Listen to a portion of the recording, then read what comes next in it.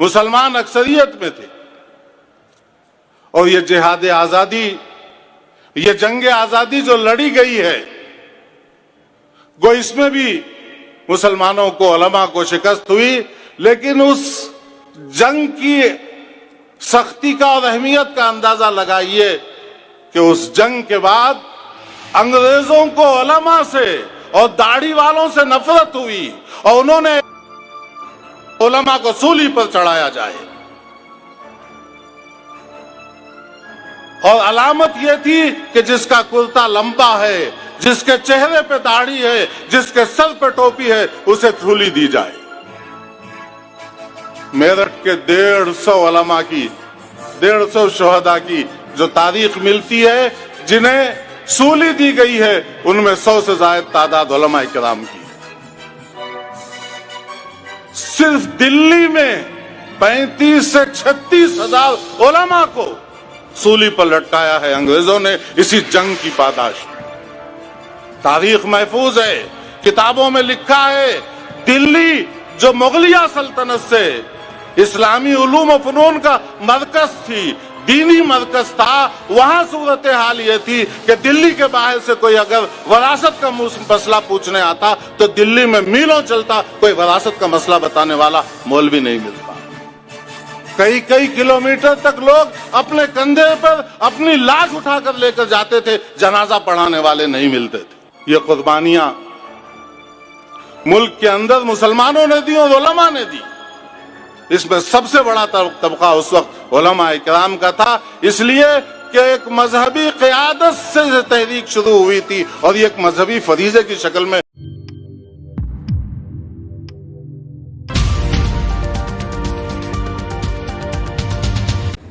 सलाम आदाब दोस्तों, मैं हूं शम्स सईद और आप देख रहे हैं न्यूज़ हर खबर आप तक। ये वीडियो देख लें, उसके बाद आगे की बात करते हैं। एक साजिश के तहत मुसलमान सूरमाओं की कुर्बानियों को भुलाने के लिए, उन्हें छुपाने के लिए ये बात मशहूर की गई कि मुल्क की आज़ादी की जद्दोजहद सन 1857 में शुरू हुई है। ये बात कम इल्मी पर मबनी है। दूसरे तो छोड़िए, हमारे मुसलमान वो भी इससे वाकिफ नहीं है कि मुल्क की आज़ादी की तहरीक कब शुरू हुई, किन लोगों ने शुरू किया, किन हालात में शुरू हुई। मुल्क की आज़ादी की तहरीक का आगाज होता है सुल्तान टीपू सुल्तान शहीद रहमतुल्लाह अलैह की शहादत से। अंग्रेज इस मुल्क में आए, तिजारत के बहाने आए, और जब इस मुल्क पे उन्होंने कब्जा करना चाहा तो उनके इरादों के सामने जो दीवार बनकर खड़े हुए, उनमें दो नाम बहुत मशहूर हैं, एक नवाब सिराजुद्दौला का और टीपू सुल्तान शहीद रहमतुल्लाह अलैह का। इनकी मौजूदगी में अंग्रेजों की यह हिम्मत नहीं हुई कि वो इसका तसव्वुर करें कि हिंदुस्तान पे उनका कब्जा है। टीपू सुल्तान रहमतुल्लाह अलैह की शहादत के बाद उनकी लाश पर खड़े होकर अंग्रेज ने कहा था कि आज हिंदुस्तान हमारा है, अब हमें हिंदुस्तान में कोई ताकत चैलेंज नहीं कर सकती। और ऐसे ही हुआ। टीपू सुल्तान रहमतुल्लाह अलैह की शहादत के बाद मुल्क के अंदर जो रजवाड़े थे, जो नवाब थे, उनसे इन्होंने जबर करके उन्हें अपना मुती और फरमाबरदार बना लिया, और जिन्होंने इनकी इताअत नहीं की, इनकी गुलामी पसंद नहीं की, उनके साथ जो अंग्रेजों ने सुलूक किया है वो एक लंबी तारीख है जो जिसकी तफसील आज मुख्तसर वक्त में नहीं रखी जा सकती। उन्होंने इससे फरागत हासिल करके सन 1803 में, सन 1799 में टीपू सुल्तान शहीद रहमतुल्लाह अलैह की शहादत है, और 1803 में انگریز نے دلی میں یہ اعلان کیا کہ خلق خدا کی، ملک بادشاہ سلامت کا اور حکم ایسٹ انڈیا کمپنی کا، حکومت ایسٹ انڈیا کمپنی کی۔ یہ اعلان ہندوستان میں ہوا، اس وقت ہندوستان میں شاہ عبدالعزیز محدث دہلوی رحمۃ اللہ علیہ، جو اس وقت ہندوستان کے سب سے بڑے عالم، بڑے بزرگ اللہ والے، شاہ ولی اللہ محدث دہلوی رحمۃ اللہ علیہ کے بڑے صاحبزادے، انہوں نے اسی دلی سے اعلان کیا کہ آج ہمارا ملک غلام ہو گیا، ملک کی آزادی کے لیے جہاد مسلمانوں پر فرض ہے، مسلمانوں کو اس ملک کی آزادی کے لیے اب جہاد کرنا چاہیے، یہ ایک ان پر فریضہ ہے، مذہبی فریضہ ہے۔ یہ اعلان اس وقت ہندوستان کی مذہبی دینی سب سے بڑی قیادت کی طرف سے تھا، اور اس دور میں جو ماحول آج کا ہے، آج سے 150-200 سال پہلے نہیں تھا۔ اس وقت مسلمانوں میں صالحیت تھی، علماء کا اور دینی قائدین کا احترام تھا۔ شاہ عبدالعزیز محدث دہلوی رحمۃ اللہ علیہ کے اس اعلان پر، اس فتوے پر، اس آواز پر ملک سے ہزاروں لوگ جہاد آزادی کے لیے تیار ہوئے۔ ہندوستان میں کوئی مائی کا لال نہیں تھا جو اس وقت انگریزوں کا جبکہ دبدبا تھا ان کے خلاف زبان کھولتا، چہ جائے کہ ان کے خلاف جہاد آزادی کا فتویٰ شاہ عبدالعزیز محدث دہلوی رحمۃ اللہ علیہ نے دیا، اور اس کی انہیں قیمت چکانی پڑی۔ شاہ عبدالعزیز محدث دہلوی رحمۃ اللہ علیہ کو اسی فتوے کی پاداش میں زہر دیا گیا، جس سے ان کی آنکھوں کی روشنی ختم ہو گئی، ان کی جائیداد قرق کر لی گئی، انہیں دلی سے شہد بدر کر دیا گیا۔ لیکن اس کے باوجود شاہ عبدالعزیز محدث دہلوی رحمۃ اللہ علیہ کے پائے استقلال میں فرق نہیں آیا، اور اپنے موقف سے 1 انچ نہیں ہٹے، اور اس ملک میں جہاد آزادی کی تحریک کو برابر زندہ رکھا، اپنے رفقا متعلقین کو تیار کرتے رہے۔ سن 1824 میں شاہ عبدالعزیز محدث دہلوی رحمۃ اللہ علیہ کا انتقال ہوتا ہے، تو انتقال سے پہلے سید احمد شہید رحمۃ اللہ علیہ اور اپنے خانوادے کے فرد اسماعیل شہید رحمۃ اللہ علیہ، مولانا اسماعیل شہید رحمۃ اللہ علیہ، ان دونوں کو تیار کرتے ہیں اس تحریک کی قیادت کے لیے، اس تحریک کو آگے بڑھانے کے لیے، اس تحریک کو پروان چڑھانے کے لیے۔ ان کے انتقال کے بعد یہ دونوں، سید احمد شہید رحمۃ اللہ علیہ اور مولانا اسماعیل شہید رحمۃ اللہ علیہ، ملک کا دورہ کرتے ہیں، مسلمانوں سے بیعت جہاد لیتے ہیں، اور دورہ کرتے ہوئے کیا صورتحال تھی ایک جھلک میں آپ کو بتا دوں کہ جب یہ حضرات غازی پور پہنچے، وہاں نواب تھے غازی پور کے، ان کی خدمت میں جب پہنچے تو وہاں مسلمانوں سے بیعت لی، جو بھی ان کا نظام تھا وہ نظام چلایا۔ اس کے بعد نواب صاحب غازی پور کے ان حضرات کی خدمت میں حاضر ہوئے، اور 1,00,000 روپیہ اس تحریک کے لیے اور اس مشن کے لیے انہوں نے ان حضرات کی خدمت میں پیش کیا۔ 1,00,000 روپے کی اہمیت کا اندازہ آپ کو اس سے ہوگا کہ اس زمانے میں 1.5 سے 2 روپے میں بکری ملتی تھی، 6 سے 7 روپے میں گائے اور بھینس ملتی تھی۔ آج کے 1,00,000 کروڑ روپے ہوں گے، اور نہ صرف پیسہ دیا بلکہ اپنے جوان بیٹے کو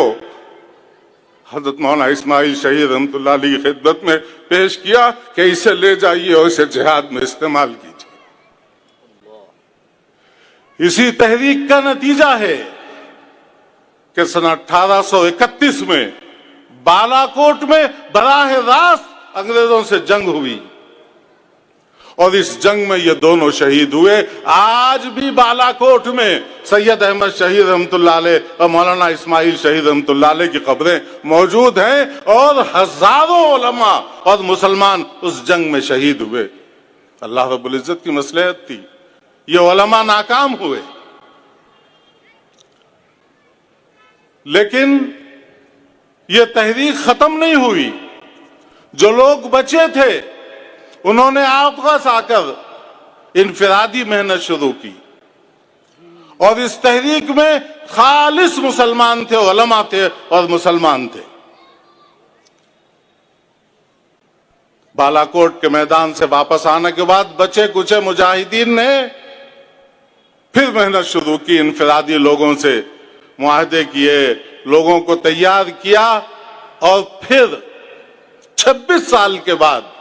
1857 में वो जिहाद आजादी, दूसरा जिहाद आजादी हुआ है, जिसमें बिरादरान वतन भी शरीक थे, लेकिन उनकी शिरकत बहुत कम थी, तादाद बहुत कम थी, मुसलमान अक्सरियत में थे। और ये जिहाद आजादी, ये जंग आजादी जो लड़ी गई है, वो इसमें भी मुसलमानों को, उलमा को शिकस्त हुई, लेकिन उस जंग की सख्ती का और अहमियत का अंदाजा लगाइए कि उस जंग के बाद अंग्रेजों को उलमा से और दाढ़ी वालों से नफरत हुई और उन्होंने उलमा को सूली पर चढ़ाया जाए। और अलामत यह थी कि जिसका कुर्ता लंबा है, जिसके चेहरे पे दाढ़ी है, जिसके सर पे टोपी है, उसे सूली दी जाए। मेरठ के 150 उलमा की, 150 शोहदा की जो तारीख मिलती है जिन्हें सूली दी गई है, उनमें 100 से ज्यादा तादाद उलमा किराम की है। सिर्फ दिल्ली में 35 से 36 हजार उलमा को सूली पर लटकाया है अंग्रेजों ने इसी जंग की पादाश में। तारीख महफूज है, किताबों में लिखा है, दिल्ली जो मुगलिया सल्तनत से इस्लामी उलूम और फनून का मरकज थी, दीनी मरकज था, वहां सूरत हाल यह थी कि दिल्ली के बाहर से कोई अगर वरासत का मसला पूछने आता तो दिल्ली में मीलों चलता, कोई वरासत का मसला बताने वाला मौलवी नहीं मिलता। कई कई किलोमीटर तक लोग अपने कंधे पर अपनी लाश उठाकर लेकर जाते थे, जनाजा पढ़ाने वाले नहीं मिलते थे। ये कुर्बानियां मुल्क के अंदर मुसलमानों ने दी और उलमा ने दी। इसमें सबसे बड़ा तबका उस वक्त उलमा इकराम का था, इसलिए कि एक मजहबी क़यादत से तहरीक शुरू हुई थी और ये एक मजहबी फरीज़े की शक्ल में मुसलमानों की जिम्मेदारी थी। मेरे भाई, इसी तहरीक आजादी के लिए इन उलमा ने क्या क्या किया है, आप उसका तसव्वुर नहीं कर सकते। सन 1857 के बाद इस तरह फांसियों का बाजार गर्म हुआ। लिखा है किताबों में कि दिल्ली की फतेहपुरी मस्जिद, लाल किले के सामने जो सड़क है, वो सड़क के आगे जाएंगे आप तकरीबन आधा पौन किलोमीटर, तो वहां मस्जिद फतेहपुरी है। मस्जिद फतेहपुरी से पंजाब तक सड़क पर दोनों तरफ दरख्त थे, उस पर कोई दरख्त ऐसा नहीं था जिस पर किसी मुसलमान आलिम की लाश लटकी हुई नहीं थी। मेरे भाई, तफसील का मौका नहीं है, पता नहीं कब चिट्ठी आ जाए कि मुख्तसर कीजिए। ये दूसरी जंग आजादी 1857, जहां से अभी हमारे पांडुरंगा साहब ने भी कहा कि 1857 से नहीं, तो जिहाद आजादी की तारीख 1803 से शुरू होती है और 1831 में बालाकोट का मैदान जो है जंग का मरकज बनता है और फिर 1857 में यह दूसरी जंग होती है जिसे हम जिहाद आजादी कहते हैं और दूसरे गदर कहते हैं। पहली जिहाद आजादी और दूसरी जिहाद आजादी के बाद बहुत सी बेवाएं यतीम हो गईं। हजारों की तादाद में उन शोहदा के लड़के सड़कों पर आ गए, उनके सर पे कोई हाथ रखने वाला नहीं, उनकी परवरिश और तरबियत करने वाला कोई नहीं। इज्जतदार घरानों की औरतें भीख मांगने पर मजबूर हो गईं। ऐसे वक्त में अंग्रेज मिशनरी, क्रिश्चियंस स्कूल और क्रिश्चियनिटी के लोग मैदान में आए, उनका दीन और मजहब उनका खरीदने के लिए, और उन्होंने उनके माओं से कहा कि ये बच्चे हमें दे दो, हम इन्हें खिलाएंगे, हम इन्हें पढ़ाएंगे, हम इन्हें पहनने के लिए लिबास देंगे, इनकी जरूरियात पूरी करेंगे और एक बेहतरीन शहरी बनाकर तुम्हें वापस करेंगे। उलमा इकराम ने महसूस किया कि जिनके बाप दादा अंग्रेजों के खिलाफ जंग करते हुए जामे शहादत नोश कर लिया, आज उनकी औलादें, ये अंग्रेज उन्हें अपना गुलाम बनाना चाहते हैं और उनके अंदर से जज्बे हुर्रियत निकालना चाहते हैं। उलमा इकराम बैठे और उन्होंने मशवरा किया, और मशवरा करके उन्होंने एक इदारे के क़याम का फैसला किया, और जिस तरह ऐलान अंग्रेजों ने किया था उसी तरह ऐलान उन उलमा ने किया। उन शुहदा के घर वालों से कहा कि तुम अपने बच्चे हमारे हवाले करो, इनको खिलाएंगे, इनके पहनाने का नज्म करेंगे, इनके रहने का नज्म करेंगे, इन्हें पढ़ाएंगे, इन्हें किताब देंगे और इन्हें एक बेहतरीन इस्लामी मुजाहिद और बेहतरीन शहरी बना के वापस करेंगे। आप सोच सकते हैं कि अंग्रेज जिसकी सल्तनत में सूरज नहीं गुरूब होता था, जिसकी हुकूमत थी, और आज भी क्रिश्चियनिटी का और उनकी यूनियंस का आप निजाम जानते हैं, दौलत की कमी नहीं है, उस जमाने में भी कमी नहीं थी, वो ये कर सकते थे। लेकिन ये बोरिया नशीन उलमा दुआबे के, इनका तो हाल ये था कि सुबह को खा लिया तो शाम का है या नहीं है, शाम को खाया तो सुबह का है या नहीं है, कोई पता नहीं, कोई गारंटी। उन्होंने इतना बड़ा ऐलान किया, लोग परेशान थे, लेकिन उन्होंने इसी मकसद के लिए दारुल उलूम देवबंद को कायम किया और कौम को पैगाम दिया कि यह मदरसा अगर जिंदा रहा तो तुम जिंदा रहोगे, यह मदरसा जिंदा रहा तो तुम्हारा दीन जिंदा रहेगा, यह मदरसा जिंदा रहा तो इस मुल्क में तुम्हारी आने वाले नस्लें मुसलमान रहेंगी, और खुदा ना खास्ता यह मदरसा मिट गया तो फिर तुम्हारा मुस्तकबिल नादी। कौम ने उनके पैगाम को हाथों हाथ लिया और उस मदरसे की जितनी जरूरत थी कौम ने पूरा किया और आज तक पूरी कर रही है। हजरत नानोतवी रहमतुल्लाह अलैह ने मुजाहिदीन के तैयार करने की फैक्ट्री बनाया था और ये फरमाया था कि मसलहतन हमने इस पे इल्म का पर्दा डाल दिया है। तारीख में मौजूद है कि शेखुल हिंद अलैहिर्रहमा की जिहाद आजादी के सिलसिले में उनकी तगोदो और उनकी कुर्बानियां और उनकी जद्दोजहद अंग्रेज तक पहुंचती थी। अंग्रेज ने दारुल उलूम की इंतजामिया से ये कहा कि महमूदुल हसन की ये कोशिशें अंग्रेजों के खिलाफ, ये जद्दोजहद, ये हम इसे अच्छा नहीं समझते। दारुल उलूम के जिम्मेदारों को दफे अल्फाज में धमकी दी गई। उस वक्त के मोहतमिम ने मौलाना मनाजिर हसन गीलानी रहमतुल्लाह अलैह, जो उस्मानिया यूनिवर्सिटी के प्रोफेसर रहे और जिंदगी का बड़ा हिस्सा यहाँ गुजारा, उन्होंने लिखा है कि दारुल उलूम के मोहतमिम ने मौलाना मनाजिर हसन गीलानी रहमतुल्लाह अलैह से कहा कि शेखुल हिंद से कहो कि आपकी इस तहरीक से दारुल उलूम को नुकसान पहुंचने का खतरा है, आप इस तहरीक को छोड़ दें।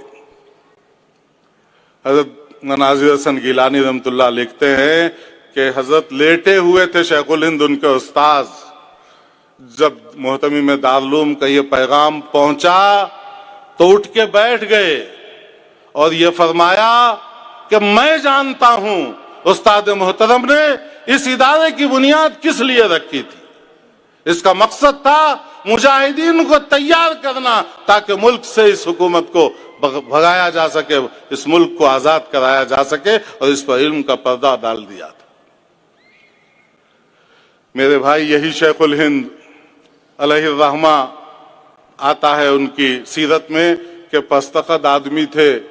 دبلے پتلے آدمی تھے، لیکن اللہ نے کیا دماغ دیا تھا اور کیا صلاحیتیں دی تھیں۔ انہوں نے اس ملک میں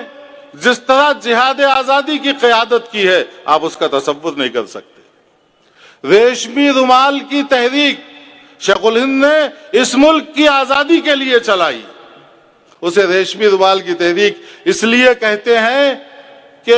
پیغامات جو بھیجے جاتے تھے اس ملک سے اس ملک میں اپنے رفقا کے پاس، اپنے ساتھیوں کے پاس، اور ضرورت کے مطابق، تو وہ اس زمانے میں رومال آتے تھے ریشم کے، اس پر لکھ دیا جاتا تھا اور جانے والا اس رومال کو اوڑھ کر چلے جاتا تھا، پتہ بھی نہیں چلتا تھا کہ یہ کوئی پیغام لے کر آ رہا ہے، میسج لے کر کے آ رہا ہے۔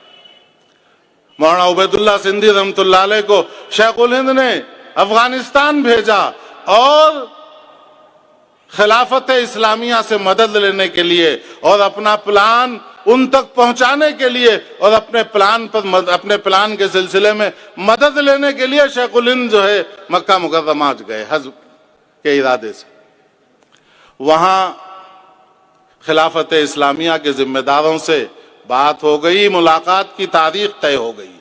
لیکن شریف مکہ کی غداری کی وجہ سے خطوط پکڑے گئے اور شیخ الہند علیہ الرحمہ کو وہیں گرفتار کر کے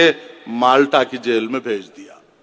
اس زمانے میں پوری دنیا کے اندر انگریزوں کے جو مخالفین تھے، قائدین تھے جو ان سے مقابلہ کر رہے تھے، انگریز ان کو پکڑ کر مالٹا کی جیل میں بھیج دیتا تھا۔ کچھ کم 4 سال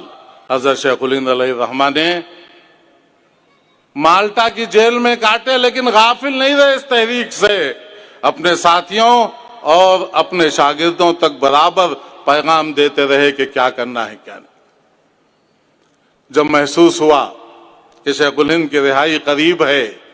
اور اب ایک پلیٹ فارم چاہیے، حالات بدل گئے ہیں زمانے کے، ایک پلیٹ فارم چاہیے، تو اس کے لیے ان کے آنے سے پہلے جمعیت علماء ہند کا قیام 1919 میں عمل میں آیا۔ اور آپ دیکھیں گے مقصد اور مقصود شیخ الہند ہیں۔ دنیا میں تحریکیں اور جماعتیں بنتی ہیں، تو جب جماعت بنتی ہے تو اس کے لیے مستقل صدر منتخب کیا جاتا ہے، لیکن جمعیت علماء کے قیام کے موقع پر مستقل صدر منتخب نہیں کیا گیا، مفتی کفایت اللہ صاحب رحمۃ اللہ علیہ کو عارضی صدر بنایا گیا، اس لیے کہ لوگ علماء جانتے تھے کہ یہ دسترخوان جس کے لیے سجایا گیا ہے، یہ محفل جس کے لیے سجائی گئی ہے، وہ شہسوار شیخ الہند۔ شیخ الہند کی رہائی 1920 میں ہوتی ہے، تشریف لاتے ہیں، اور کیسا ان کا مزاج اور کیسا ان کے اندر جذبہ حریت۔ شیخ الہند تشریف لائے، اس زمانے میں جہاز گودی تک نہیں لگتے تھے، دور کھڑے ہو جاتے تھے، وہاں سے چھوٹی چھوٹی کشتیوں پر مسافرین کو لایا جاتا تھا۔ شیخ الہند ابھی جہاز میں ہیں، سر رحیم بخش مدار المہام ریاست بھاولپور کے، انہیں انگریز پہنچاتے ہیں شیخ الہند کی خدمت میں، اور وہ جہاز میں جا کے عرض کرتے ہیں کہ حضرت آپ نے پوری زندگی انگریزوں کی دشمنی میں نکال دی، انگریز تو گیا نہیں، انگریز موجود ہے، مگر ہمارا نقصان یہ ہوا کہ ہماری مسند حدیث ویران ہو گئی، ہماری خانقاہ جہاں سے لوگ آپ سے اللہ اللہ کرنا سیکھتے تھے، وہ خانقاہ آج ویران ہو گئی۔ اب جو زندگی کا باقی حصہ ہے، ہم چاہتے ہیں کہ پھر آپ اپنے مسند درس کو آباد کریں اور اپنی خانقاہ کو آباد کریں۔ حضرت شیخ الہند بوڑھے، مالٹا کی زندگی، وہاں کی سردی اس سے کمزور نحیف ہو گئے، لیکن ان کے اس کہنے پر ان کے اندر جذبہ آیا، جوش آیا، اور اٹھ کر بیٹھ گئے اور یہ فرمایا کہ سر رحیم بخش، میں تو یہ ارادہ کر کے آیا ہوں کہ ہندوستان کے کونے کونے تک جا کر مسلمانوں سے کہوں کہ مسلمانوں، تمہارے لیے انگریزوں کی غلامی حرام ہے، تم اپنی گردن سے یہ بوجھ اتار پھینکو۔ اور یہ بھی میں سوچا ہوں کہ اگر میں اپنے بڑھاپے کی وجہ سے نہ چل سکا تو اپنے شاگردوں سے کہوں گا کہ مجھے چارپائی پر لٹا کر مجھے جنازے کی طرح اٹھا کر مسلمانوں کی بستیوں تک لے چلو، تاکہ میں ان سے جا کر کہوں کہ مسلمانوں تمہارے لیے انگریزوں کی غلامی حرام۔ یہ ہے قربانیاں۔ صوبہ جات متحدہ کا گورنر انگریزوں کا مسٹن، وہ اپنی کتاب میں لکھتا ہے کہ شیخ الہند کے اندر انگریزوں کی دشمنی اتنی تھی کہ اگر ان کو جلا کر راکھ کر دیا جائے تو ان کی راکھ سے بھی انگریزوں کی دشمنی اور عداوت کی بو آئے۔ میرے بھائی، اسی ادارہ جس ادارے کے اندر مجاہدین تیار کرنے کی نیت سے قائم کیا گیا تھا، اس کا پہلا فرزند، اس کا پہلا طالب علم شیخ الہند، اس نے قیادت کی اور ریشمی رومال کی تحریک چلائی، اور انگریزوں کی CID آج تک یہ پتہ نہیں کر سکی کہ اس تحریک کے روح رواں اور اس کا چلانے والے اور اس کے پیچھے دماغ شیخ الہند وہ عبید اللہ سندھی اور دوسروں کا نام لیتے رہے، اور پوری تحریک کا ریکارڈ برٹش لائبریری میں موجود ہے۔ پھر وہیں انہوں نے اپنے شاگردوں کے اندر وہ جذبہ کوٹ کوٹ کے بھرا، اور اس کے نتیجے میں یہ ملک آزاد ہوا۔ بدقسمتی سے آزادی کے ساتھ یہ ملک تقسیم ہو گیا، اور اس تقسیم کی وجہ سے کچھ لوگوں نے در پردہ ان سورماؤں اور ان مجاہدین کی تاریخ پر پردہ ڈالا، لیکن جتنا قصور ان کا ہے اس سے زیادہ قصور ہمارا ہے کہ ہم نے ہی اپنے ان ہیروؤں کو اور ان سورماؤں کو بھلا دیا۔ شاہ عبدالعزیز رحمۃ اللہ علیہ سے لے کر 1857 کی تاریخ خالص مسلمانوں پر مشتمل ہے، جو ملک کی آزادی کے لیے جنہوں نے ہر قسم کی قربانیاں دی ہے۔ وقت زیادہ ہو رہا ہے، میں تفصیل میں نہیں جاؤں گا، میں صرف اتنا بتانا چاہتا ہوں کہ جو ڈاٹا محفوظ ہے گورنمنٹ آف انڈیا کے پاس، کہ جنہوں نے ملک کی آزادی کے لیے جام شہادت نوش کیا ہے، ان کی کل تعداد 95,300 ہے، اس میں 63,400 مسلمان ہیں، اور دوسرے ہندو اپر کاسٹ اور شیڈول کاسٹ وغیرہ کے 14-15 ہزار ہیں، اور اونچی ذات کے برہمن کل 598 ہیں۔ سکھوں کی تعداد ان کی آبادی کے اعتبار سے زیادہ ہے، 8,000 اس میں سکھ ہیں، اور آج بدقسمتی سے ملک پہ جو لوگ حکومت کر رہے ہیں، ان کی تاریخ تو یہ ہے کہ ان کا کوئی فرد اس ملک کی آزادی کی تحریک میں کبھی شریک نہیں ہوا، بلکہ یہ انگریزوں کے پٹھو تھے، انگریزوں کے ایجنٹ تھے، اور مجاہدین آزادی کی یہ جاسوسی کیا کرتے تھے۔ آج یہ 75واں جشن بنا رہے ہیں، اور جھنڈے کے سلسلے میں کہ ہر گھر پہ لہرایا جائے، ہمیشہ مسلمان جماعتیں اور تنظیمیں اسے لہراتے رہے، لیکن خود ان کا کردار یہ ہے کہ انہوں نے 52 سال تک اپنے ہیڈ کوارٹر پہ یہ جھنڈا نہیں لہرایا۔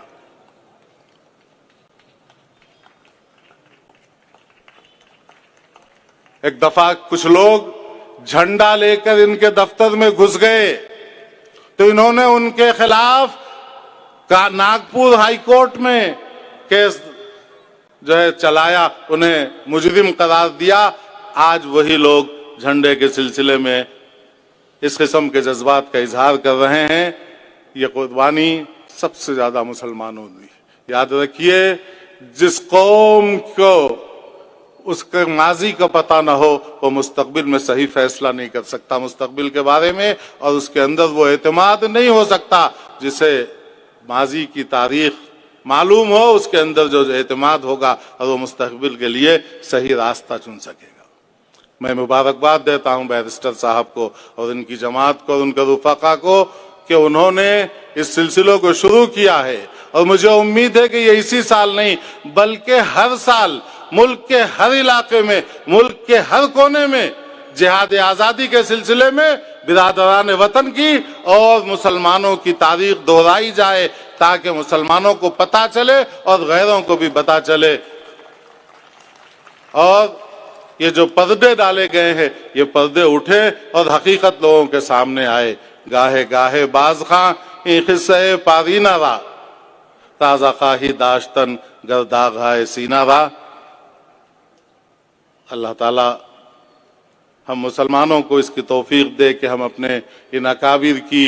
इन उलमा की और मुजाहिदीन की तारीख को पढ़ें और दूसरों तक इस पैगाम को पहुंचाएं। और आपसे निवेदन है कि आप इस चैनल को लाइक करें, शेयर करें और सब्सक्राइब करें। और सबसे बड़ी बात यह है कि आप इस वीडियो को ज़्यादा से ज़्यादा लोगों तक पहुंचाएं, शेयर करें। तो अगर आप इस खबर को फेसबुक पर देख रहे हैं तो हमारे फेसबुक पेज हर खबर आप तक को ज़रूर लाइक और फॉलो कीजिएगा, ताकि आपको लेटेस्ट अपडेट और वो खबरें मिलती रहें, खासतौर से जिनको गोदी मीडिया नहीं दिखाता है।